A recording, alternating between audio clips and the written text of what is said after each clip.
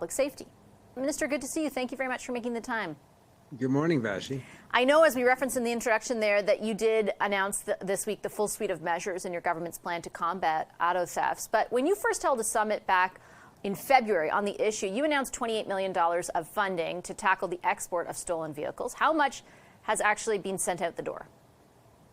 Most of that money has already been committed, Vashi. The Border Services Agency is in the process of procuring a number of scanners. We've funded some local police forces for increased intelligence capacity. We've paid border services officers to work overtime at some of the ports where we have intelligence information around containers that may contain stolen vehicles. And we're working, of course, with the rail companies, principally CN and CP, at their intermodal yards. I was in Brampton, as you noted earlier last week, and there's an intermodal yard in Brampton where we think and intelligence indicates a lot of these stolen vehicles transit. So we're doing a whole series of things and have been for a number of months, but we thought it was important to update people on what we've done just over the last number of months. But we're obviously prepared to do more with our partners to deal with this problem. Can you be more specific about when you say the money is committed, that there are people working overtime? I'm going to ask you very specifically about the Port of Montreal, because that's where we've seen the majority of this problem take place. And in particular, the criticism levied against your government was that there were not enough personnel looking through or trying to determine whether stolen vehicles were in cargo ships or cargo boxes, and that there weren't enough of those X-ray machines. Has there since February been any more staff added? If so, how much? And any more of those X-ray machines? If so, how many? So the number of staff has absolutely increased. At any one time, I was told there can be between 50 and 60 officers in the Port of Montreal focused on this particular effort.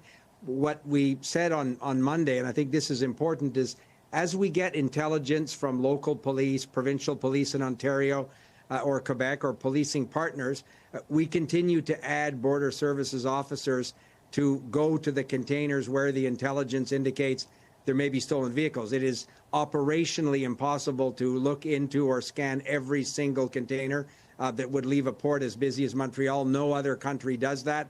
So the most effective and efficient way is to get this intelligence information from police partners. The Ontario Provincial Police are a terrific partner, the Toronto City Police, the Sûreté de Québec. So every time we have intelligence information, the border services officers are assigned to the Port of Montreal to follow up on every single one of those leads. So at one time, there may be 120 people in the port because we got a treasure trove of intelligence around certain transport carriers bringing in potentially stolen vehicles. So the numbers go up and down, but there has been a massive increase overall in terms of the border services officers. And in terms of scanners, we're in the process of redeploying. Many cases, these are giant scanners that trucks can drive under quite quickly.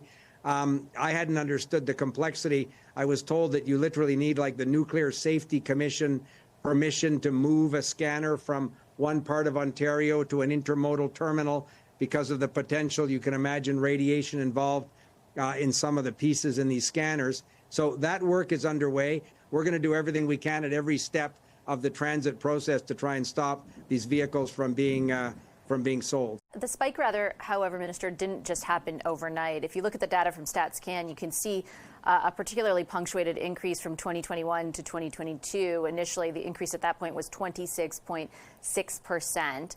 Why were you not convinced the situation was urgent until February of this year? Vashi, in February, we decided to have a national summit and bring automotive manufacturers, the insurance industry, senior police leaders from various parts of the country to try and see what we could do more collaboratively.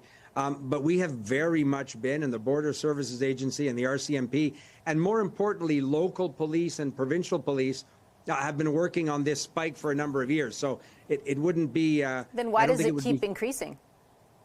Because organized crime is increasingly finding what they think is an easy source of revenue to finance a number of, in some cases, more violent criminal activity. This is a global problem, but we certainly accept our responsibility with the province of Ontario, the province of Quebec, municipalities, to lean in. I'm encouraged Vashi, the RCMP commissioner told me last week that major automotive manufacturers are going to meet the RCMP to discuss new technologies that might prevent thieves from not only copying the electronic key, but actually sort of hacking into the onboard computer in a vehicle and therefore being able to start or steal a vehicle that way. So everybody's leaning in and have been leaning in for some period of time, but we acknowledge that the increase in this criminal activity is absolutely unacceptable. Respectfully, though, you referred to it as a global problem, and certainly organized crime is. When it comes to the rise in auto thefts, it has been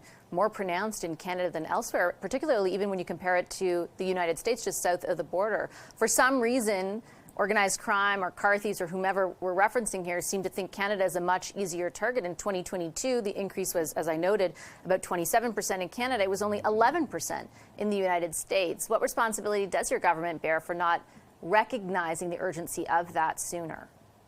Well, we've recognized the urgency of this for a long time, Vashi. Since February. Since February, we had a national summit. But as I said, we were working on this problem with police partners for a long time.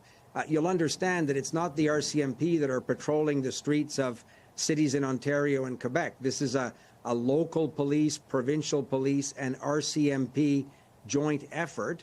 The Border Services Agency has been in joint task forces for over 2 years, trying to work with local police partners to get this intelligence. So we recognize that Canadians are understandably frustrated.